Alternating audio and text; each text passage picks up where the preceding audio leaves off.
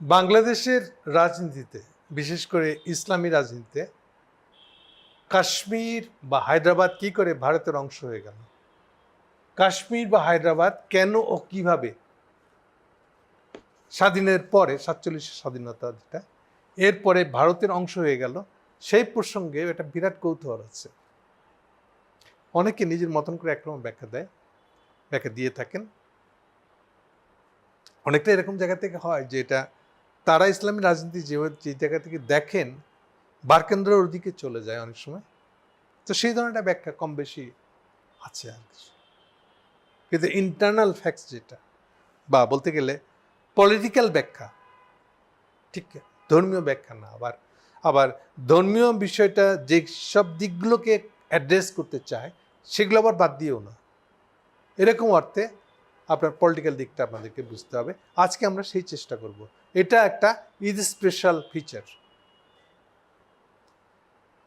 সুযোগ পাওয়া গেছে, এটা নিয়ে একটু বেশি সময় নিয়ে কথা বলতে হবে, কথা বলার সুযোগ আছে আজকে। মূল বিষয়টা হচ্ছে ইন্ডিয়াতে কখনোই একটা ইন্ডিয়া বলে কিছু ছিল না। ইন্ডিয়া একটা রাফলি এই জোন, এরকম একটা ধারণা। এই জোনটাকে ইন্ডিয়া বলে মানুষ চিনে। আপনারা জানেন অনেকে যে এটা নাম অনেক রকম ছিল। হিন্দুস্তান নাম ছিল, হিন্দু আবার আসছে সিন্ধু থেকে, যেহেতু আরবিক উচ্চারণ দন্তস্বটা হয় উচ্চারণ হয়ে যায়, সেখান থেকে হিন্দুস্তান, সিন্ধু থেকে হিন্দুস্তান। আমরা সিন্ধু সিভিলাইজেশনের অংশ, আমরা সেইখান থেকে আসছে সিন্ধু থেকে হিন্দু, হিন্দু থেকে হিন্দুস্তান। এটা এখন একালের আপনার হিন্দিতে এটাকে ভারত বানানো হয়েছে, ফলে অনেকে এটা ভারতও বলার চেষ্টা করে আর কি। অফিসিয়াল নাম যদিও ইন্ডিয়া। সো এই ইন্ডিয়া ফরমেশনের সময়, গঠনের সময় একটা ইন্ডিয়া জীবনে কখনো ছিল না। কি ছিল তাহলে? এখনকার ইন্ডিয়ান হিসাবে, এখনকার ইন্ডিয়াতে অনেকগুলা রাজ্য আছে, ছোট বড় মিলায়। এর মধ্যে 15 থেকে 18টা বড় বড় রাজ্য, আর বাকিগুলো ছোট ছোট। বিশেষ করে এই 7 ভাই তো 7 রাজ্য হিসেবে ঢুকে বসে আছে। ফলে এই ধরনের সংখ্যা বাড়ানোর দিক থেকে টোটাল হচ্ছে বোধহয় 29 বা 30টা রাজ্য এখন ইন্ডিয়ার। কিন্তু রিয়েলি রাজ্য যেগুলো, মূল রাজ্য যেগুলো, এগুলো 15 থেকে 18টা হবে, এর বেশি না। এগুলো আসলে পুরনো রাজ্যগুলো, বড় বড় সাইজে বড়। বুঝবেন কি করে? বোঝার একটা সোজা হিসেবে আমি প্রায় দিয়ে থাকি। যাদের কেন্দ্রীয় সরকার মানে কেন্দ্রীয় সংসদে আসন সংখ্যা দিয়ে বুঝবেন কে কত বড়। একমাত্র উত্তরপ্রদেশই হলো সবচেয়ে বড়, 80। উত্তরপ্রদেশ বেগে আবার উত্তরাখণ্ড বলে আলাদা রাজ্য হয়ে গেছে। হওয়া সত্ত্বেও আবার আগের 80টাই বজায় রাখা হয়েছে। তাহলে বুঝতে পারেন উত্তরপ্রদেশটা বড়ই রয়ে গেছে আসলে। সেম এর নিচের যেটা সংখ্যা দিক থেকে বড়, এটা হলো 40-এর আশেপাশে, 39, 41, 42 এরকম আছে। এরাও একটা বেশ 5-6টা রাজ্য পাবেন এরকম, যেমন ওয়েস্ট বেঙ্গল 42টা। এগুলো থেকে বুঝবেন এগুলো আসলে অ্যাভারেজ। আবার মনে করেন বোম্বাই ভেঙে গুজরাট হয়ে গেছে, এটা হচ্ছে 65 সালে। তার আগে দুটো কিন্তু এক রাজ্য ছিল। সো এগুলোও কম বেশি এরকম 42-43, ওই 40-এর আশেপাশে ফিগার। এগুলো আরেকটা জব করে নেমে আসবে 18তে,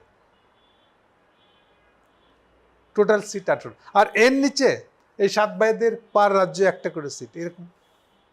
তাহলে এখন আমরা ধরতে পারছি 29টা কীভাবে হয়েছে। তাহলে এর ভিতরে রিয়েলি ম্যাটার করে ওই 15 থেকে 18টা বড় বড় রাজ্য। অ্যাকচুয়ালি ইন্ডিয়াতে এই বড় বড় রাজ্যগুলোরই মিলায় এটাকে ইন্ডিয়া বলা হতো। কিন্তু তাদের নিজেদের কোনো সেন্ট্রাল অ্যাডমিনিস্ট্রেশন, একটা অ্যাডমিনিস্ট্রেশন বলতে কিছু ছিল না। যতটুকু ছিল তাও সেটা করা হয়েছিল মোগল এম্পায়ার যখন ছিল। কবে থেকে? এটা ইউজুয়ালি সাধারণত আমরা ধরি 1521-এর আশেপাশে, এরকম একটা সময় থেকে কতদিন পর্যন্ত, আপ টু আপনার সিরাজদৌল্লার পরাজয় পর্যন্ত। মানে যখন সিরাজদৌল্লার পতন, এরপরে ওদিকে ইয়েও ভেঙে গেছে, আপনার মোগল এম্পায়ারও ভেঙে গেছে, তারও ভাঙা অংশ আছে, কোনো মতে বাঁচার চেষ্টা করছে, সেটা আছে। এই সব কিছু মিলে হয়েছিল আসলে জিনিসটা। সো আমরা যেটাকে বলি 1757 সালে সিরাজদৌল্লার পতন, তাহলে 1757 আগে পর্যন্ত এই পুরো সময়টা হলো মোগল আমল। মোগল আমলে মোগল শাসনের কারণে এক ধরনের ইউনিফাইড একটা ছিল। তবুও ধরেন বাংলা ডাইরেক্টলি মোগলদের দ্বারা শাসন হয়েছে, এটা খুব কম সময় হয়েছে। বেশিরভাগ সময় যেটা হয়েছে, আমাদের এখানকার কেউ লোক মোগলদের কাছ থেকে অনুমতিপত্র নিয়ে আসছে, ইয়াস আমরা আপনাদের অধীনে, আমরা আপনাদের খাজনা তুলে এই অংশ আপনাকে দিয়ে দিব, সুতরাং আমরা আপনাদের অধীনে। বেশিরভাগ সময় এভাবে সাধন হয়েছে। এটা যথেষ্ট দূরে, এটা এই জন্য তো এরকমভাবে হয়েছে। আসলে ঠিক সরাসরি মোগল শাসনের আন্ডারে আবার না, আবার হ্যাঁ তাও সত্য না, দুটেই। এইভাবে ইন্ডিয়া শাসনে আসছে। তাহলে সিঙ্গেল ইন্ডিয়া কোথাও একটা ছিল না। এগুলো একটা পর্ব। সেকেন্ড পর্ব ইনফরমেশন শোনেন, একটা খুব ইম্পর্টেন্ট ইনফরমেশন। ব্রিটিশরা যখন আসলো, মোগলদেরটাই স্বভাবত, মোগল এমনি দুর্বল, তখন মোগল থেকে শেষ কাণ্ডটা করে দেয়। সিরাজদৌল্লার হাত থেকে ক্ষমতা নিয়েছে 1757, কিন্তু এরপরে 62 সালে আরেকটা যুদ্ধ হয়, 1762। ফাইনালি কাগজ কলমে লিখে নেয় যে তারা ওই মোগল, তখন কিন্তু ওই যুদ্ধটা হয়েছিল আপনার পুরানা মোগল সম্রাটের শেষ অংশ।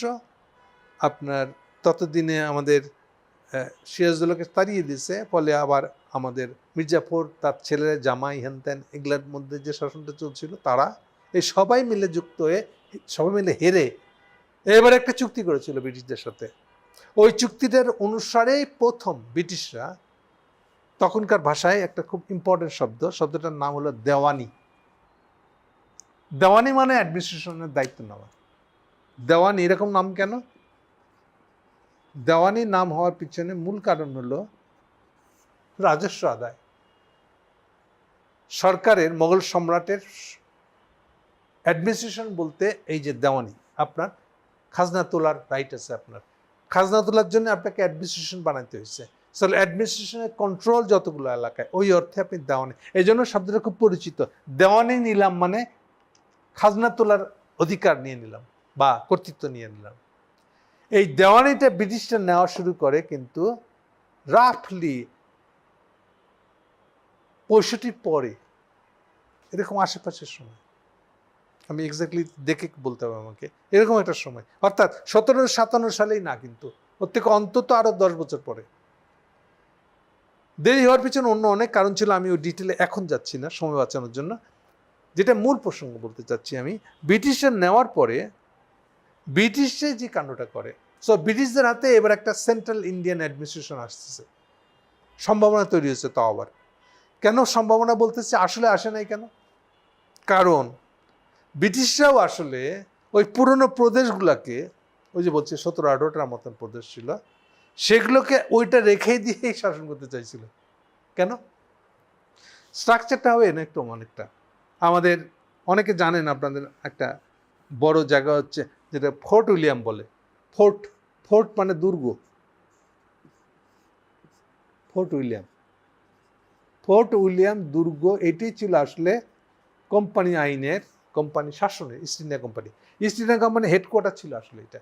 এইটাকে তারা 1757 সালে না, সম্ভবত 1600, যতদূর আমার মনে পড়ছে, সেই সময় তারা সিরাজদৌল্লার কাছ থেকেই বা ব্যবসা করবে, ব্যবসাটা কেন্দ্র হিসাবে তারা এই ফোর্ট উইলিয়াম দুর্গটা, এটা দুর্গ মানে প্রোটেক্টেড, ভিতরে আমরা আমাদের সম্পদ, আমাদের সৈন্য তো তখন আনা যায়নি, যতটুকু লোকজন স্টাফ আনা গেছে, এই সব কিছু ছিল ফোর্ট উইলিয়াম দুর্গের ভিতরে। ফোর্ট উইলিয়ামের কন্ট্রোল তাদের হাতে ছিল। এটাকে এখন বলতে পারি সেন্ট্রাল ইন্ডিয়া এখন হবে ফোর্ট উইলিয়ামকে কেন্দ্র করে। এটা হচ্ছে তাদের হেডকোয়ার্টার প্রথমে কোম্পানির। পরে এটা 1857 সালে সিপাহী বিদ্রোহের পরে যখন তারা ফেল করে, ইস্ট ইন্ডিয়া কোম্পানি যখন ফেল করে, তখন রানী পুরোটা দখল নিয়ে নেয়। রানী শাসন আসে 1857 পরে। এর আসার পরে ওই ফোর্ট উইলিয়ামও হয়ে যায় একই কেন্দ্র আবার। আচ্ছা, এবার ফোর্ট উইলিয়ামের হিসাবটা বলে দিই আপনাদেরকে। ফোর্ট উইলিয়ামের আন্ডারে তারা বানাইছিল 3টা, ওরা বলে প্রেসিডেন্সি। শব্দটা ইন্টারেস্টিং।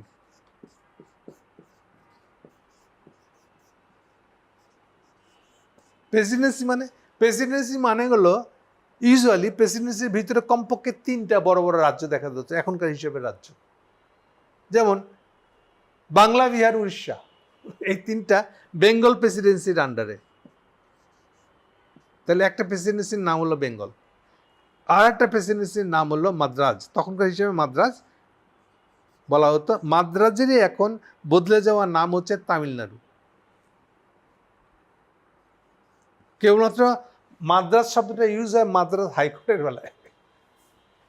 এরকম পুরোনো দিনের কিছু স্থাপনা আছে যেখানে মাদ্রাজ শব্দটা ইউজ হয়। মাদ্রাজ শব্দটা বদলে এটা যেহেতু তামিল, জনসংখ্যা তামিল এথনিক গোষ্ঠী, সেই জন্য তামিলনাড়ু বানানো হয়েছে এটাকে। এলো মাদ্রাজ আর বোম্বাই, ইকোনমিক রাজধানী যেটাকে বলা হয়। তাহলে এই তিনটা ছিল প্রেসিডেন্সি, অর্থাৎ প্রত্যেকটার মধ্যেই এখনকার হিসাবে তিনটা, কমপক্ষে তিনটা ছিল রাজ্য। এই তিনটা রাজ্য মিলে বড় বড় তিনটা প্রেসিডেন্সি বানিয়েছিল ব্রিটিশরা সবার আগে। এর বাইরে সম্ভবত 17টা হবে, 17টা বা 18টা রাজ্য ছিল। এই রাজ্যগুলোকে প্রদেশ বলতো ওরা, ব্রিটিশরা।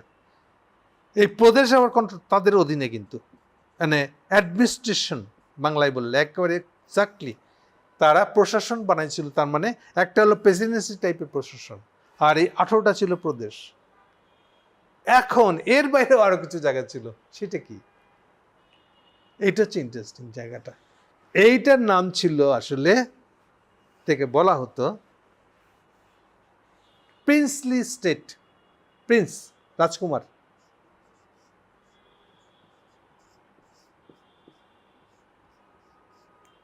প্রিন্সলি স্টেট মানে কি? প্রিন্সলি স্টেট মানে হলো যেগুলোকে ব্রিটিশরা আগের মুঘল প্রশাসন সব ভেঙে দিচ্ছে, ভেঙে দিয়ে ওই যে প্রেসিডেন্সির আন্ডারে নিয়ে গেছে, নাহলে প্রদেশের আন্ডারে নিয়ে গেছে। প্রদেশগুলো ডাইরেক্ট শাসন করে অথবা প্রেসিডেন্সিগুলো ডাইরেক্ট শাসন করে। খেয়াল রাখেন, তাহলে উপরে আছে হলো ফোর্ট উইলিয়াম। ফোর্ট উইলিয়াম শাসন করছে প্রদেশ, এই প্রেসিডেন্সি তিনটাকে আর 18টা প্রদেশকে। এই হলো সেন্ট্রাল ফোর্ট উইলিয়ামের আন্ডারে মেইন অ্যাডমিনিস্ট্রেশন। কিন্তু সবচেয়ে লক্ষণীয় যেটা, এই তিনটা যে প্রেসিডেন্সি তাদের মধ্যে কি আন্তঃসম্পর্ক আছে? নাই। এটা হচ্ছে ইন্টারেস্টিং পার্ট। ওখানে কি বদলি হয় এখানকার অফিসারকে ওখানে বদলে? না। এগুলো হচ্ছে ইন্টারেস্টিং পার্ট। সো এগুলোকে আলাদা আলাদা করে আলাদা এক্সিস্টেন্স কন্ট্রোল করে আসলে ফোর্ট উইলিয়াম। এটা হচ্ছে ইন্টারেস্টিং পার্ট। কোনো না কোনো কারণে ব্রিটিশরা এটাকে, এমন হয় না যে পুরো বাংলাদেশ জুড়ে আমাদের অ্যাডমিনিস্ট্রেশন আছে, এইবার কাউকে সিলেট থেকে ধরে নিয়ে গিয়ে ময়মনসিংহে ট্রান্সফার করে দিল, চিটাগাং ট্রান্সফার করে দিল। কিন্তু না, ওদের ওখানে এরকম ছিল না। মানে এগুলোকে আন্তঃরাষ্ট্রীয় কোনো আন্তঃজেলা কোনো চেঞ্জ কোনো হতো না, কিন্তু সবগুলোকে ইন্ডিপেন্ডেন্টলি ওই সেন্ট্রাল ফোর্ট উইলিয়াম কন্ট্রোল করছে, এরকমটা ছিল। কিন্তু এর বাইরেও আরো ছিল প্রিন্সলি স্টেট। প্রিন্সলি স্টেট কারা আবার? প্রিন্সলি স্টেট হলো আগেকার রাজারা ছিল মোগল আমলের, লোকাল রাজা। মোগলরা ভেঙে যাওয়ার পরে যে রাজা চেগে বসছে ওই জায়গায়, ওই রাজাদেরকেই রেখে দেওয়া হয়েছে শর্তে। কি শর্তে? তোমরা প্রতিরক্ষা আর বৈদেশিক সম্পর্ক, বা যেটাকে আমরা বলি এখনকার হিসেবে আমরা বলি পররাষ্ট্র, এইসব ইস্যুতে আমাদের কথা না, আমাদের কথাই ফাইনাল। আমরা ব্রিটিশরা যা বলে দেব তোমাদেরকে তাই মানতে হবে। বাকি সবই তোমরা আগেকার মতনই যেরকমভাবে খাজনা তুলে খাইতেছিলা, রাজা হিসেবে খাজনা তুলে খাইবা, অসুবিধা নাই। বাট খাজনা এত% তোমরা ব্রিটিশদেরকে দিয়ে দিবা। আর এই যে এই দুটো ইস্যুতে আমরা যেটা বলবো এটা ফাইনাল, কিন্তু না, নো আলোচনা। কিন্তু কেন ব্রিটিশ এই দিকে গেছিল, এদিকে এত গুরুত্বপূর্ণ? পুরা প্রিন্সলি স্টেট হারাই দিয়ে, এটা তো হেরে গেছে আপনাদের কাছে। তাহলে ব্রিটিশদের কাছে ব্রিটিশরা ডাইরেক্টলি প্রিন্সলি স্টেটগুলোকে দখল নিয়ে নিল না কেন? নিজেদের আন্ডারে প্রদেশে আনলো না কেন? বা প্রেসিডেন্সির আন্ডারে ঢুকাই দিল না কেন? ঢুকাই দিল না এই কারণে, ওরা চাইছিল কিছু রাজ্য থেকে যাক, পুরান স্টাইলে দায়িত্ব কম হবে আমাদের, এর থেকে আমরা যে নগদ টাকা পাবো, ওদের যে রাজস্ব তুলবে তার একটা অংশ তো আমাকে দিতেই হবে। এটা আমাদের কাজ তো হলো রাজস্ব তুলে খাওয়া। তো তার ভাগ কোনো দায়িত্ব না দিয়ে কেমন করে খাজনা তুলতে হবে, কত খাজনা তুলবে, খাজনা ঠিক মতো উঠলো কিনা, এত সব টেনশন আমাদের নাই। খাজনা রাজারা তুলবে, পুরান রাজারাই তুলবে, তাহলে আমাদের জন্য কাজ কমে গেল। সো এরকম একটা এক্সপেরিমেন্ট এটা করতে চল। কিন্তু আবার প্রতিরক্ষা পররাষ্ট্র কেন আলাদা করতে বললো, এটা হচ্ছে ইন্টারেস্টিং, আর একটা ইন্টারেস্টিং পার্ট। প্রতিরক্ষা পররাষ্ট্রটা বুঝতে পারবেন আপনি তখনই যখন আমরা ব্রিটিশরা আসছিল ইন্ডিয়াতে, তখন একই সাথে ব্রিটিশদের প্রতিদ্বন্দ্বী ছিল, প্রধান প্রতিদ্বন্দ্বী ছিল ফ্রেঞ্চরা, ফরাসিরা।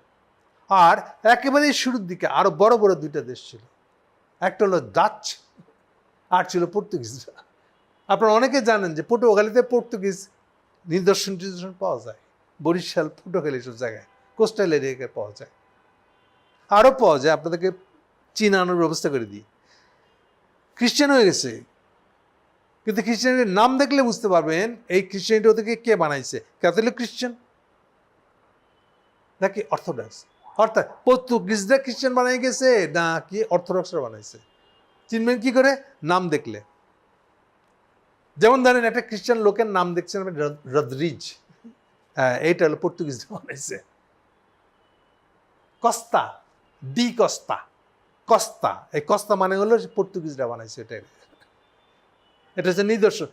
শ্রীলঙ্কার প্রায় সব নামই, খ্রিস্টানটির সব নামই পর্তুগিজদের দেওয়া, অর্থাৎ পর্তুগিজরা প্রথমে এটা কলোনি বানাইছিল।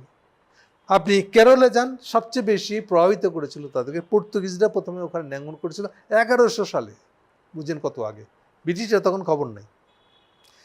সবচেয়ে বেশি খ্রিস্টান বানাইছে কেরলাতে আর মাদ্রাজে হলো এই পর্তুগিজ খ্রিস্টানরা, ওই যে নাম দেখে বুঝবেন কিন্তু আপনি। তাহলে একই সঙ্গে পাশে আসছিল দুইটা, ডাচেরা সবচেয়ে বেশি প্রভাব ছিল এখন যেটা ইন্দোনেশিয়া, মালয়েশিয়া না, ইন্দোনেশিয়া বিশেষ করে, বা ছোট ছোট দ্বীপ টিপ ওখানে যত আছে, এগুলোতে সবার আগে ডাচরা, ডাচ মানে নেদারল্যান্ড এখনকার হিসাবে, তারা প্রথম আসছিল। এই যত কিছু মশলা দেখেন, দারুচিনি, এই মশলার ব্যবসা করতো ওরা। এটা যে একটা মশলা যে একটা ভালো ব্যবসার জিনিস, এটা প্রথম ওরাই শিখায়। আমাদের এখানে থাকা তো আমরা এটা ব্যবহার করতাম না, ওরাই আমাদের ব্যবহারও শেখায়, ব্যবসাও শেখায়। শ্রীলঙ্কা খুবই সুন্দর দারুচিনি তৈরি হয়। সো এই কোস্টাল জায়গাগুলোতে এই মশলার ব্যবসা করতো ডাচেরা। কিন্তু পরবর্তীকালে ব্রিটিশরা বাকি সবাইকে খেদাই দিয়ে মিলিটারিলি সুপ্রিম হয়ে যাওয়ার কারণে বাকি সবাই আস্তে আস্তে কেটে পড়ে, এবং ফাইনালি এটা পুরাটাই ব্রিটিশদের হাতে চলে আসে। কিন্তু শুরুর দিকে সবচেয়ে বড় প্রতিদ্বন্দ্বী ছিল আসলে ফরাসিরা। তো ওই পুরনো রাজারা যাতে ও পুরান রাজার সাথে চুক্তি করে তাকে নিয়ে নিল মনে করেন, কিন্তু এবার গোপনে গোপনে তারা একটা চুক্তি করছে মনে করেন ফরাসিদের সাথে, তখন কি হবে? তখন ফরাসিদের সাথে ব্রিটিশ যুদ্ধ লেগে যাবে। এই যুদ্ধটা এড়ানোর জন্য তারা করতো কি, এই যে প্রতিরক্ষার পররাষ্ট্র নিজের হাতে নিয়ে নিত। তাহলে কি হবে? তাহলে রাজা তুমি আর কিন্তু ফরাসিদের সাথে প্যারালালি চুক্তি করতে পারবো না, কোনো গোপন চুক্তি করতে পারবো না। এইটা বন্ধ করার জন্য এই শর্ত দিয়ে পুরান রাজাকে রেখে দেওয়াটা ওদের জন্য ভালো। কেন? নাহলে ফরাসিরা বলবে এই দেশ তো তোমার না, ব্রিটিশদের দেশ তো এটা না ইন্ডিয়া, তাহলে তুমিও বিদেশি আমিও বিদেশি, তো তুমি ওদের থেকে দখল করে নিচ্ছ, এখন তোমাকে দখল করে আমি নিব। এই আর্গুমেন্টটা তৈরি হতো। এই আর্গুমেন্টটা যাতে না তৈরি হয়, এই জন্য ব্রিটিশরা সবসময় চেষ্টা করতো পুরান যারা শাসক ছিল তাদের সাথে তার একটা চুক্তি আছে, এই চুক্তির কাগজটা দেখাইতে পারলে সে প্রমাণ করতে পারতো এই জায়গাটা আমার কাছ থেকে তুমি নিতে পারবা না, আমি ব্রিটিশ, আমার কাছ থেকে তুমি ফরাসি নিতে পারবা না। কেন? আমাকে এটা দিছে ওই যে ওই চুক্তি। কোন চুক্তি? ওই যে বললাম 62 সালে আশেপাশে যে যুদ্ধটা হয়েছে, এই যুদ্ধের ফলে আমি ওদেরকে বসে বসে ভাতা দিচ্ছি, রাজাদেরকে বসে বসে খাইতে, হেরে গেছে, আমি তো দখল নিতে পারতাম, ব্রিটিশরা নেই ইচ্ছা করে রাজাদের সাথে চুক্তি করছে। এটা অদ্ভুত না? আপনি হাড়ু পার্টির সাথে চুক্তি করতে যাচ্ছেন কেন? চুক্তি করতে যাচ্ছেন এই জন্য যে আপনার এই দখলটার পরে এইবার ফরাসিরা এসে যেন পাল্টা দখল না করতে পারে। রাজা আবার গোপনে চুক্তি করে ফেলাইছে ফরাসিদের সাথে, এখন ফরাসিদের সাথে আমি ব্রিটিশদের যুদ্ধ লেগে যাচ্ছে, এটা যেন না হয়। এই জন্যই প্রতিরক্ষা পররাষ্ট্র বিষয়টা ওরা তৃতীয় কোনো দেশের সাথে আলাপ করতে পারবে না। এই চুক্তি করতে হতো প্রিন্সলি স্টেটগুলোকে। এই প্রিন্সলি স্টেটের বাংলা আমরা করতে পারি করদ রাজ্য। করদ মানে আপনি আপনার রাজস্ব আয়ের একটা অংশ আমাদের কাছে দান করে দিবেন, শেয়ার করবেন আমাদের সাথে, করতে বাধ্য আপনি। বিনিময়ে এটা উল্টা করে বলা আর কি, আমি আপনার প্রতিরক্ষা দেখবো, মানে ফরাসিরা যদি আপনাদের বিরুদ্ধে কিছু করতে আসে আমরা কিন্তু ফরাসিদেরকে ঠেকাই দিব। সো পররাষ্ট্র বিষয় আর প্রতিরক্ষা বিষয় কিন্তু এটা আমরা দেখবো। এই ব্যাপারে আমরা যা বলবো এর উপরে আপনার কোনো কথা নাই, কোনো আলোচনা তো হবে না, এটা আলোচনা করে সিদ্ধান্ত নেওয়ার কিছু না, আমরা যেটা বলবো এটাই। সো এই যে প্রিন্সলি স্টেট ছিল, এখন আসে সোজা কথার একটু আগাইতে হবে আমাদেরকে দ্রুত। প্রিন্সলি স্টেট এখন ছিল 550-এর উপরে, কথা খেয়াল করেন, 550-এর উপরে, 550 এরও বেশি ছিল, ছোট বড় মিলায়। এবার দ্রুত সাবজেক্টে চলে যায়, এই কাশ্মীর আর হায়দ্রাবাদ ছিল ওই ধরনের প্রিন্সলি স্টেট। ব্রিটিশদের চোখে, ব্রিটিশদের সম্পর্কের দিক থেকে এরা ছিল প্রিন্সলি স্টেট, বড় বড় প্রিন্সলি স্টেট। কাশ্মীর ছিল সবচেয়ে বড় প্রিন্সলি স্টেট। তাহলে এদের সাথে ব্রিটিশদের চুক্তি ছিল প্রিন্সলি স্টেটের চুক্তি। ওরা স্বাধীনভাবে নিজেদের রাজ্য শাসন করতো, খাজনা তুলতো, ইভেন ছোটোখাটো প্রতিরক্ষা ব্যবস্থাও নিজেরা রাখতে পারতো, সাপেক্ষে যে ব্রিটিশে অ্যালাউ করেছে। আর খাজনা দিচ্ছে, একটা খাজনার অংশ তারা শেয়ার করবে ব্রিটিশের সাথে, এই অর্থে তারা স্বাধীন রাজা তখনও ছিল। এখন আসেন মূল কথাটা, যখন পাকা হয়ে গেল যে ব্রিটিশে ছেড়ে চলে যাচ্ছে, তখন প্রশ্ন আসলো যে কাশ্মীর বা হায়দ্রাবাদ টাইপের যে 550 যত রাজ্য আছে ছোট বড়, এদের সাথে ব্রিটিশদের তো চুক্তি ছিল, ওই যে করদ রাজ্য চুক্তি, যে আপনি আমাকে খাজনার একটা অংশ শেয়ার করবে, এই সাপেক্ষে আপনি ফ্রি, এই সাপেক্ষে আপনি স্বাধীন। আচ্ছা, আরেকটা বলে দিই, ব্রিটিশরা যে প্রশাসনিক ব্যবস্থা গড়ে তুলেছিল, ওই প্রশাসনিক ব্যবস্থার কি কোনো সুযোগ পেত এই স্বাধীন রাজারা? উত্তর হ্যাঁ, পেত। ওরা ওদেরকে ফ্রি ট্রেনিং দিত। ব্রিটিশদের কোথাও ট্রেনিং হচ্ছে অফিসারদের, মানে লোকাল অফিসারদের, ওখানে তারা যেতে পারতো।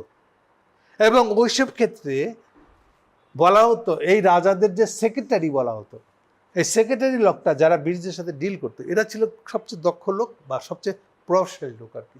না, সে রাজারই লোক, রাজারই কর্মচারী, রাজার সবচেয়ে বড় কর্মচারী আর কি।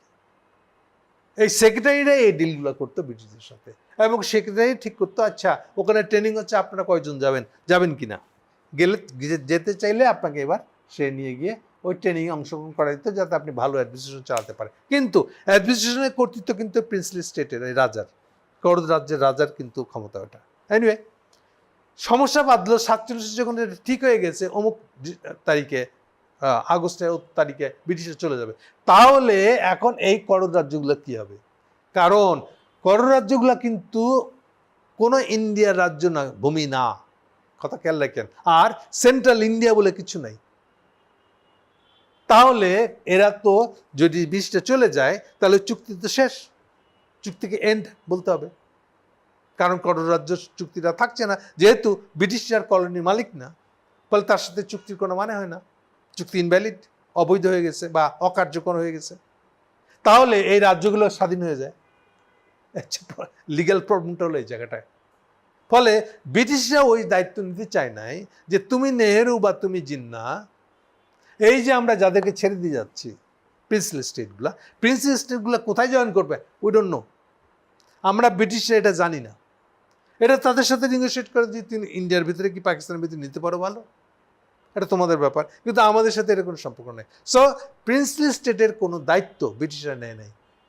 এরা কোথায় যাবে, কি করবে, এটা আপনাদের আর প্রিন্সলি স্টেটগুলা, হায়দ্রাবাদ বা কাশ্মীরের মতন রাজ্যগুলার সঙ্গে আপনাদের সম্পর্ক ওখান থেকে ঠিক করতে হবে আপনাদেরকে, এটা নিয়ে আমরা কিছু জানি না, এই বলে ব্রিটিশে চলে যায়। এইবার আসেন, এই পার্ট শেষ হয়ে গেল, মানে একটা পর্বে পৌঁছালাম আর কি আমরা। এই 550 স্টেটগুলো কী হবে, করদ রাজ্যগুলো কী হবে, ছোট বড় নানান রাজা আছে। এখন আসেন যেটা হলো, নেহরুর পলিসি কি ছিল। নেহরু সবচেয়ে ভয় পেত যে এই যে সেন্ট্রাল ইন্ডিয়া বলে কিচ্ছু নাই, তাহলে এই অবস্থায় ব্রিটিশরা আমাকে ছেড়ে দিয়ে যাচ্ছে, না প্রেসিডেন্সিগুলো পাইলাম, ওকে প্রেসিডেন্সিগুলো পাইলাম, 18টা রাজ্যও পাইলাম, তাও না হয় ব্রিটিশরা দিয়ে গেছে আমাদেরকে, করদ রাজ্যগুলো কী হবে? আর আমাকে আগে রাজ্যগুলোর মধ্যে কোনো সম্পর্ক ছিল না, এখন আমাকে একটা সেন্ট্রাল স্টেটের আন্ডারে এগুলো অংশ মনে করতে হবে আমাকে। সো এটা তো ভীষণ বিপদের ব্যাপার। এই ব্যাপারটা আন্দাজ করে নেহরুর যে পলিসিটা ফলো করেছিল সেটা হলো যে কন্ট্রোল, কেন্দ্রের হাতে কন্ট্রোল, সমস্ত কন্ট্রোল কেন্দ্রের হাতে দিতে হবে, নেহরুর হাতে দিতে হবে। এই ভিত্তিতে একটা ইন্ডিয়া গড়ে তুলব। জাস্ট এটা উল্টা। কার উল্টা? আপনি আমেরিকার দিকে তাকায় দেখেন, আমেরিকার 50টা রাজ্য যখন ব্রিটিশরা ওদের এনিমি ছিল, ব্রিটিশদেরকে খেদাইছে যুদ্ধ করে। কোন ব্রিটিশরা? এই ব্রিটিশ, এখনকার ব্রিটিশ, এখনকার ইংল্যান্ড, এদেরকে যুদ্ধ করে খেদাইছে। খেদানোর পরে এইবার 50টা রাজ্য হয়ে আছে, তারা কি একজোট হয়ে আর একটা আমেরিকা বানাবে? না, বানাবে না। এটা ছিল বিশাল তর্ক। শুরু হয়েছিল কেবলমাত্র 9টা এমন রাষ্ট্র, স্টেট দিয়া, 13টা। এরপরে আস্তে আস্তে আস্তে আস্তে স্টেবল হয়েছে, দেখে কয়েক মাসের মধ্যে আস্থা আসছে বলে এটা 50টা রাজ্যের একটা আমেরিকা হয়ে দাঁড়িয়েছিল, সেন্ট্রাল আমেরিকা। এই জন্য প্রত্যেকটা রাজ্য আবার স্বায়ত্তশাসিত মেনে নিয়ে এবার একটা সেন্ট্রাল স্টেট বানিয়েছিল। ওই প্রতিরক্ষা আর পররাষ্ট্র বিষয়টা সেন্ট্রাল গভর্নমেন্টটা দেখবে এই ভিত্তিতে। সেই তার সাথে তুলনা করেন, তাহলে নেহরুর যে মডেলটা সেটা হলো উল্টা। স্বায়ত্তশাসন তো দূরের কথা, বরং সেন্ট্রালের হাতে মুঠাটা কন্ট্রোল করতে হবে, একদম সমস্ত ক্ষমতা সেন্ট্রালের হাতে আনতে হবে। এখন এক্ষেত্রে একটা সুবিধা ছিল নেহরুর, যেসব রাজ্যগুলা মূল ইন্ডিয়ার বললে যে জিনিসটা দাঁড়াচ্ছে তার ভিতরে, লোকেশনটা হলো ভিতরে, বর্ডারে না, সেগুলো অটোমেটিক্যালি জোর জবরদস্তি করে ওদেরকে দিয়ে এটাকে বলা হতো অন্তর্ভুক্তি চুক্তি। মানে রাজা লিখে দিতে হতো, রাজাকে চাপ দেওয়া হতো যে আপনি এবার অন্তর্ভুক্তি চুক্তিতে সাইন করেন। আপনি ইন্ডিয়া বলে যে রাষ্ট্রটা হচ্ছে তার সঙ্গে, তার ভিতরে আপনি আপনার রাজ্যকে অন্তর্ভুক্তি চুক্তিতে সাইন করে নিলেন। সাইন করার বিনিময়ে আপনার রাজ্য নিয়ে নিয়েছি, আপনার রাজ্য এখন ইন্ডিয়ার অংশ। সো এগুলা করা সহজ হয়েছিল, যেগুলা মনে করেন যদি এরকম যদি একটা ইন্ডিয়ান বর্ডার হয়, এই বর্ডারের ভিতরে যতই ছোট রাজ্য হবে ততই সেগুলোকে ফোর্স না, জাস্ট মুখে গিয়ে বললেই হবে এটা ইন্ডিয়ান অংশ হয়ে যাবে। প্লাস মনে রাখেন, স্বরাষ্ট্রমন্ত্রী কে ছিল? নেহরু। বল্লভ ভাই প্যাটেল, প্যাটেলটা মনে রাখেন তাহলে হবে। প্যাটেল মানে গুজরাটি, যে কোনো প্যাটেল মানেই হলো প্যাটেল। এই জন্য মোদির সবচেয়ে প্রিয় পাত্র। প্যাটেলের একটা মূর্তি বানাইছে, বোধ হয় কত 80 ফিট উঁচা হবে মোদি আসার পরে। সে প্যাটেলকে এত উঁচা দেখা লোক, কিন্তু কংগ্রেসের লিডার, কিন্তু সেই ছিল আসলে গান্ধীর প্রথম স্বরাষ্ট্রমন্ত্রী। এই স্বরাষ্ট্রমন্ত্রীর আন্ডারে ছিল আর্মি, ইন্ডিয়ান আর্মি। এটাকে দিয়ে পিটায় পুটায় সেই ছোটগুলাকে ভয় দেখায় করছে। সবচেয়ে বেশি বল প্রয়োগ করতে হয়েছিল হায়দ্রাবাদের বেলায়, কারণ সবচেয়ে বড় স্টেট, সবচেয়ে স্টাবলিশ স্টেট। প্লাস হায়দ্রাবাদের আরেকটা বিশেষত্ব ছিল, হায়দ্রাবাদই একমাত্র রাজ্য, রাজার রাজ্য, নিজাম, তার রাজাকে ওরা নিজাম বলতো, যে একই সাথে ইন্ডাস্ট্রির দিকে ইন্টারেস্ট আছে এবং রাজ্যের মালিকানাধীন বহু ধরনের কারখানা আছে। একটা কারখানার নাম শুনতে আপনি অবাক হয়ে যাবেন, যারা ইন্ডিয়া গেছেন ওখানে একটা সিগারেট দেখেছেন, 4 মিনার। হোয়াট ইজ 4 মিনার? 4 তো 4 বুঝছেন, 4টা মিনার, এতে বুঝতে পারতেছেন 4টে মিনার মানে ওখানে একটা মসজিদ আছে, 4 মিনারওয়ালা মসজিদ। এই 4 মিনারের নামে সিগারেট বেরছিল। এইটাই প্রতিদ্বন্দ্বী হলো, সিগারেটটার নাম হলো এই ব্রিটিশ টোবাকোর উইলস, WILLS, উইলসের প্রতিদ্বন্দ্বী ছিল। খেয়াল করে দেখেন, একটা নিজাম, হায়দ্রাবাদের নিজাম, সে একটা সিগারেট কোম্পানি বাইর করছে যেটা বিদেশি কোম্পানির সাথে প্রতিদ্বন্দ্বিতা করে মার্কেট দখলের জন্য। সো উইলস ভার্সেস 4 মিনার, এটা দিয়ে বুঝতে পারেন যে হায়দ্রাবাদের রাজার দূরদর্শিতা কত ছিল, নিজামের দূরদর্শী কেমন ছিল। 4 মিনার সিগারেট এখনো ইন্ডিয়া আছে বলে আমার ধারণা, আমি বহুদিন খবর নিয়ে নেই, উইলসও আছে। এনিওয়ে, তো হায়দ্রাবাদের বৈশিষ্ট্য হলো যে সে কিন্তু অলরেডি ইন্ডাস্ট্রি, রাজারা ইন্ডাস্ট্রি করতে গেছে, এটা খুব রেয়ার, দেখাই যায় না। এনিওয়ে, সে হায়দ্রাবাদকে এই বল্লভভাই প্যাটেল স্বরাষ্ট্রমন্ত্রী আর্মি পাঠায় দখল করছে। মজার কথা হলো এইটা নিয়ে আবার গান্ধীর একটা নেহরুর একটা মন্তব্য আছে, কয় তুমি তো স্টালিন হয়ে গেছো। স্টালিন কেন? কারণ একই প্রবলেম স্টালিনের, মানে 1917 সালে সোভিয়েত বিপ্লবের পরেও স্টালিন আর আমাদের লেনিনের যে সোভিয়েত ইউনিয়ন, তারও একই প্রবলেম। ওরাও কিন্তু ফোর্স করে সোভিয়েত ইউনিয়ন বানিয়েছিল, বিপ্লব তো হয়েছে রাশিয়াতে, এটাকে সোভিয়েত ইউনিয়ন নাম হয়ে গেল কেমন করে? রাশিয়ান বিপ্লব হিসেবে দেখা হলো না কেন? হলো না এই জন্য এরপরে বাকি সব রাজ্যগুলা, কোন রাজ্যগুলা যেগুলাকে ওখানকার যে রাজা ছিল, পুরানা রাশিয়ান জার, রাশিয়ান সম্রাটকে জার বলা হতো, জারের যেসব কলোনি ছিল, এই কলোনিগুলাকে জবরদস্তিতে ভিতরে ঢুকাই নিয়ে যে নতুন দেশের সীমানা টানানো হয়, ওইটাই সোভিয়েত ইউনিয়ন। এবং এই যে জোর জবরদস্তি অন্য সব জাতিগুলাকে দখল করে নিয়েছিল, সেই কামটা করছিলেন স্টালিন সাহেব। স্টালিনের মন্ত্রণালয় কি ছিল যখন লেনিন বেঁচে ছিল? স্টালিনের মন্ত্রণালয় ছিল ন্যাশনালিটিস, অন্যান্য জাতির সাথে মিলায় যেসব প্রবলেমগুলো আছে এগুলা দেখার মন্ত্রী। মানে হলো অন্য জাতিগুলাকে জবরদস্তি ঢুকায় এটাকে সোভিয়েত ইউনিয়ন বানাইতে হবে, ধরে রাখার সেই মন্ত্রীটার নাম ছিল স্টালিন সাহেব। এবার বুঝতে পারছেন, বল্লভভাই প্যাটেলকে লেনিন বলছিল আপনি তো স্টালিন হয়ে গেছেন, মানে আপনিও তো স্টালিনের মতনও এই ছোটোখাটো দেশগুলোকে জবরদস্তিতে ঢুকে জোর খাটিতেছেন, কারণ জোর না খাটাই করেন, এটা আমাদের জন্য বিরুদ্ধে যাবে, এরকম অভিযোগও একসময় দিয়েছিলেন। এনিওয়ে, সো হায়দ্রাবাদকে উনি মিলিটারিলি দখল করে নিয়েছিলেন। পারেন নাই কাশ্মীরের বেলায়, কেন? হায়দ্রাবাদের লোকেশনটা হলো এই যে বললাম, এই যদি ভূগোল হয়, হায়দ্রাবাদের লোকেশনটা হলো ভিতরে, বর্ডারে, এই জন্য সহজ হয়েছিল কাজটা। সহজ হয় না কাশ্মীরে, কারণ কাশ্মীর একই সাথে পাকিস্তানের অংশে, একই সঙ্গে ইন্ডিয়ান অংশে। 47-এর পর তো দুটা ভাগ হয়ে গেছে, তাহলে পাকিস্তান ভাগ অংশের সঙ্গে কানেক্টেড যারা, সেই অংশরাই তখন সশস্ত্রভাবে ইন্ডিয়ান অংশের বিরুদ্ধে, ইন্ডিয়ান অংশের হেল্পে সাহায্য করতে তার সশস্ত্রভাবে আগে আসে, এবং এই সশস্ত্রতার পিছনে তাদেরকে পিছন থেকে সাপোর্ট করে তখনকার দিনে পাকিস্তান আর্মি, মানে ব্রিটিশ আর্মি যে অংশটা পাকিস্তানে গেছিল। এই ছিল 48-এর কাশ্মীর যুদ্ধ। তাহলে দেখা যাচ্ছে যে কাশ্মীরটা বর্ডারে ছিল বলে কাশ্মীর প্রবলেম থেকে গেছে। ওকে, এইটা এখন ফলে এটা নেহরুর এই যে সেন্ট্রালাইজ স্টেট বানাবে সেই জন্য হচ্ছে মূল ইস্যুটা। ইস্যুটা কিন্তু ডাইরেক্টলি এটা না যে আমি মুসলমান রাজ্যগুলোকে দখল করতে চাই, না, ঠিক ডাইরেক্ট এটা না। বাট দুটো রাজ্যের বলা প্রবল করতে হয়েছিল। কাশ্মীরটা এখন রিজলভ হয় নাই, হায়দ্রাবাদটা রিজলভ করতে হয়েছিল। এছাড়াও যত হিন্দু রাজা ছিল, ওই যে 550 দেখালাম আমি আপনাদেরকে, এই করদ রাজ্যগুলার বাকি সবগুলোকে তো একইভাবে, সেটা হিন্দু রাজা হোক আর মুসলমান রাজা হোক, সবগুলোকে জবরদস্তিতে ধরা হয়েছিল। একটাই মাত্র নীতি, নেহরুর নীতি, যে সবগুলোকে সেন্ট্রাল ইন্ডিয়ার ভিতরে, সেন্ট্রাল ইন্ডিয়ার কন্ট্রোলের ভিতরে আনতে হবে। এই সেন্ট্রাল ইন্ডিয়া ধারণাটাই ইন্ডিয়ার এখনকার সবচেয়ে বড় উইক পার্ট। এইটাই একমাত্র সলভ করে রাখছে ওরা, কন্ট্রোলটা ধরে রাখছে উগ্র একটা হিন্দুত্ববাদ দিয়ে। এই জন্য নেহরুর হিন্দুত্ববাদ তো আমি বলি এটা সফট হিন্দুত্ববাদ, মোদিরটা বলি এটা আমরা হার্ড হিন্দুত্ববাদ। এই হলো তফাৎ। কিন্তু একটা হিন্দুত্ববাদ টাইপের আইডিয়া ছাড়া, আপনি জবরদস্তি করা ছাড়া একটা সেন্ট্রাল ইন্ডিয়া কেমনে রাখবেন, যেখানে আপনি তুলনা করলে দেখালাম আমেরিকাকে, যেখানে রাজ্যগুলোকে স্বায়ত্তশাসিত দিতে হয়েছে। নেহরুকে পথে গেলেন না কেন? কারণ সেন্ট্রাল ইন্ডিয়া, এক ইন্ডিয়া বলতে কোনো কিছু ছিল না দুনিয়াতে।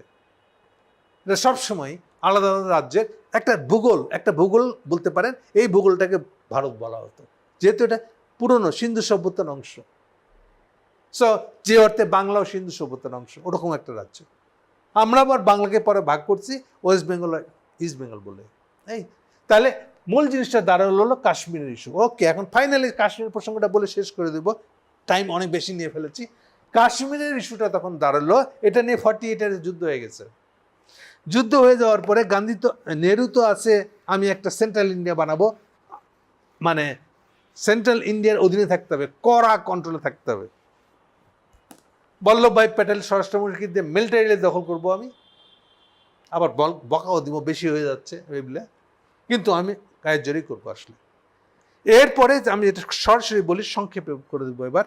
নেহরুর যে আসলে ততদিনে জাতিসংঘ গঠিত হয়ে গেছে 1945 সালে, জাতিসংঘ জিনিসটা কি, খায় না মাথায় দেয়, এই সম্পর্কে নেহরুর কোনো ধারণা নাই। এত করে কথা বলে ফেললাম, হ্যাঁ এত বড়ই কথা।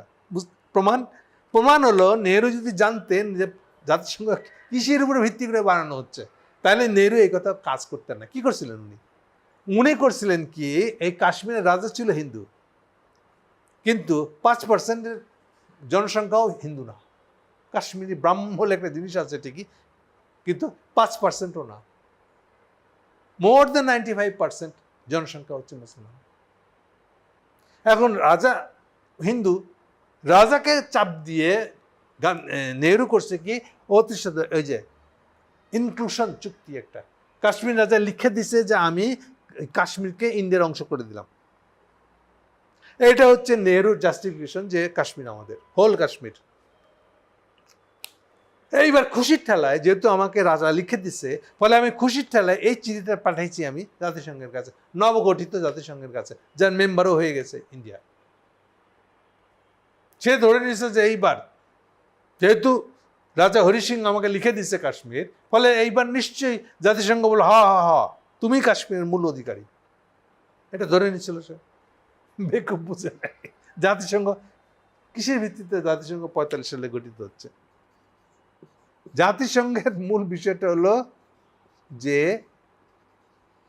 কোন ভূমি, আচ্ছা এক কথা শেষ করে দিই, জাতিসংঘ তৈরি হচ্ছে যে জাতিসংঘ গঠিত হয়ে যাওয়ার পরে দুনিয়াতে কোনো কলোনি থাকবে না আর। কথা ভালো করে খেয়াল রাখবেন। এর আগের যুগ কলোনি শুরু হয়েছে 1607 সাল থেকে। 1607 1607 সালে প্রথম ব্রিটিশরা আমেরিকান একটা স্টেটকে কলোনি বানাচ্ছিল। এরপর থেকে কলোনি দখল শুরু হয়ে যায়। 5-6টা দেশ ইউরোপের, তারা র্যান্ডাম ক্যানেল দখল করে, নিজেরা মানামানি করে, যে যত শক্তিশালী সে তত বড় সংখ্যায় দেশ দখল করেছিল। এইবার জাতিসংঘ শুরু হচ্ছে যে চুক্তি ছিল, আমি ডিটেলে যাচ্ছি না, চুক্তি হয়েছিল আমেরিকার সাথে, বাকি সব ইউরোপিয়ান সবগুলো রাষ্ট্র চুক্তি করেছিল, দাসখত চুক্তি বলতে পারেন। আমেরিকার শর্ত দিয়েছিল যুদ্ধে আমি তোমাদের খরচ যোগাবো সেকেন্ড ওয়ার্ল্ড ওয়ারের, কিন্তু এই যুদ্ধ শেষের পরে কিন্তু যত কলোনি মাস্টার আছো সব যার যার কলোনি ছেড়ে নিজে নিজে বিদায় নিবা, নো হাঙ্কি পাঙ্কি, নো শর্ত, নো প্যাসপুস দিবা না, একদম সোজা হাইটে বাসা চলে যাবা, নিজে নিজের দেশে ফিরে যাবা, কলোনি ত্যাগ করে চলে যাবা। রাজি আছো? যদি রাজি থাকো তাহলে তোমাদের পক্ষে আমি থাকবো। এই বলেই যুদ্ধের সেকেন্ড ওয়ার্ল্ড যুদ্ধটা ভাগ হয় এবং আমেরিকার নেতৃত্বে বাকি ইউরোপরা আসে। ওদিকে থেকে যায় হিটলার, জাপান আর মুসোলিনি টাইপের নেতারা। এই হলো ভাগাভাগিতে হিসাব, আর কি, আর ডিটেলে যাচ্ছি না। সো ওখান থেকে ঠিক হয়েছিল যে জাতিসংঘ গঠন করবো আমরা, তার মানে অ্যান্টি কলোনি, কথা খেয়াল রাখেন। ওকে, অ্যান্টি কলোনি হলে কি দিয়ে বুঝবো না অ্যান্টি কলোনি হয়েছিল? ওই জন্য যে ভাষায় এই চুক্তিটা লেখা আছে, চুক্তিতে 8টা পয়েন্ট আছে, যেটাকে আমি বহুবার বলেছি, এটা হলো আটলান্টিক চার্টার যেটাকে বলে, অরিজিনাল চুক্তিটা 1941 সালে সাইন করা। কার মধ্যে? চার্চিল আর রুজভেল্ট, আমেরিকান প্রেসিডেন্ট রুজভেল্টের মধ্যে স্বাক্ষরিত যে চুক্তি। ওই চুক্তিতে যে ভাষায় লেখা আছে সেখানে বলা আছে যে কোনো দেশের কোনো ভূখণ্ড, ওই ভূখণ্ড কার দ্বারা শাসিত হবে তা নির্ভর করবে, তা ঠিক করে দিবে ওই ভূখণ্ডের যারা বাসিন্দা, তারা যেদিকে রায় দেবে। কথা খেয়াল রাখেন, বাসিন্দা কিন্তু নট রাজা, বাসিন্দা। অর্থাৎ ইন্ডিয়ান বাসিন্দারা যদি ঠিক করে যে আমরা অমুকের দ্বারা শাসিত হব, অমুক গভর্নমেন্টের দ্বারা, আমরা এইবার জনগণের রাষ্ট্র বানাইলাম, এবার জনগণের রাষ্ট্র ঠিক করবে যে আমরা ওইটাই তো আমি ঠিক করছি যে আমার জনগণের রাষ্ট্র দ্বারা শাসিত হবো। সো নো রাজা। সো কাশ্মীরের রাজা আপনাকে কি চুক্তি দেওয়া গেছে, উই ডোন্ট কেয়ার। কাশ্মীরবাসীরা যদি বলে যে আমরা একটা রাষ্ট্র বানাবো, রিপাবলিক রাষ্ট্র, জনগণের রাষ্ট্র, এবং আমার জনগণের রাষ্ট্র দিয়ে আমরা শাসিত হব, আমরা কোনো রাজা ফাজা চিনি না। সো এক কথায় বলতে গেলে জাতিসংঘ জন্মই হচ্ছে রাজার বিলুপ্তি ঘোষণা করে।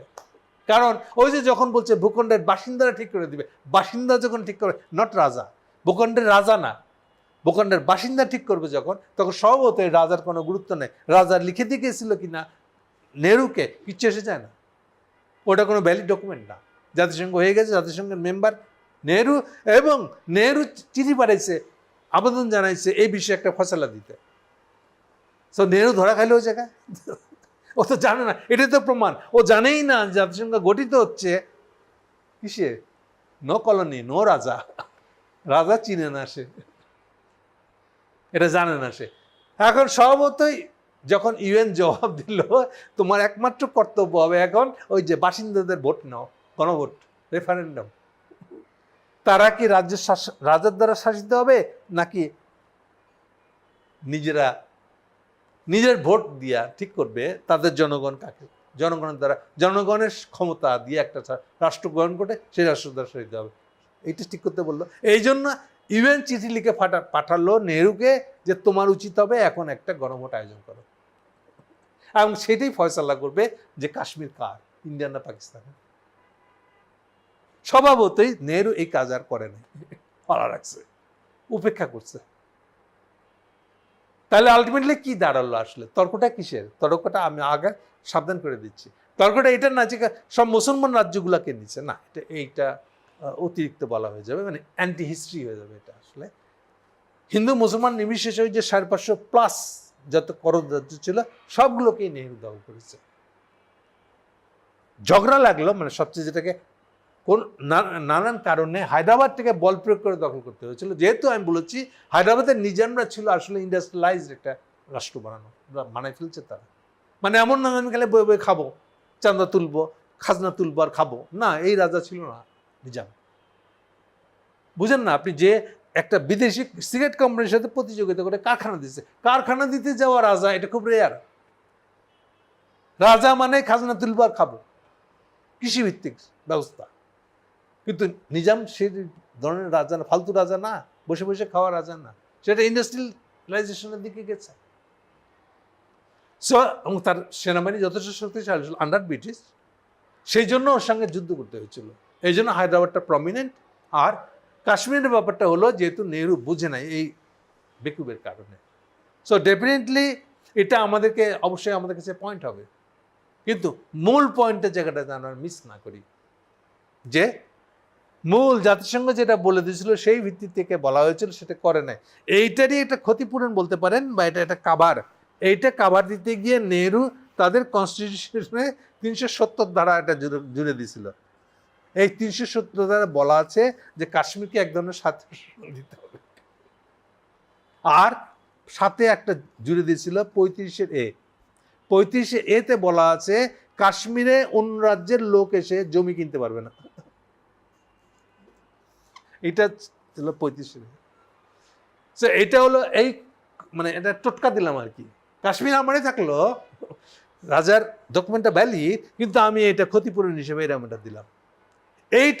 এইবার মোদি এসে 300 ধারা আর এই ধারা দুটাই বাতিল করে দিচ্ছে। এইটাই হলো 2019 সালের আমাদের অমিত শাহর কাণ্ড। 2019 সালে যখন মোদি সেকেন্ড টাইম যে আলাপ করলো, তখন সংসদে এসে অমিত শাহ ঘোষণা দিল এই দুটা ধারা বাতিল।